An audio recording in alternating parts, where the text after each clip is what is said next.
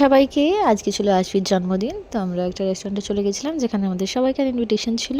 আর এখানে খুব বেশি বাইরের লোক ছিল না, শুধু ফ্যামিলি মেম্বার আর আমাদের 5 জনের যে গ্রুপটা আছে তাদের সবাইকার। এখানে এসে প্রথমে বসেই আমরা একটু গরম গরম স্যুপ খেয়ে নিলাম। এখানে আমরাই ফার্স্ট এসেছিলাম, দেন তারপরে পরে পরে এক আধজন করে আসতে শুরু করে।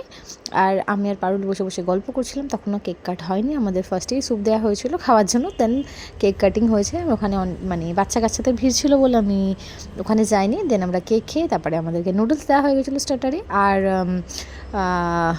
পোটাটো ফিঙ্গারও ছিল। তো সেগুলো খাওয়ার পরে তারপরে আমাদের মেন কোর্স চলে আসে। এখানে স্যালাড ওয়ালাড দিয়ে দিয়েছিলো। সব কিছু আমি ক্লিপ নিতে যদিও ভুলে গেছি, যেগুলো নিয়েছি সেগুলো তোমাদের সাথে শেয়ার করলাম। এটা ছিল মাশরুম, দেন এটা ছিল পনির।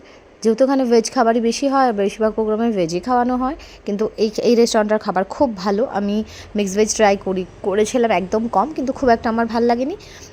আর পনির একদম মানে স্বাদ খুব ভালো ছিল। তারপর আমরা ভাত খেয়েছিলাম, দেন আমাদের খাওয়া দাওয়া কমপ্লিট হয়ে গেছিলো। মিষ্টিতেও কিছু একটা ছিল যেটা আমি খাইনি। ওকে টাটা বাই।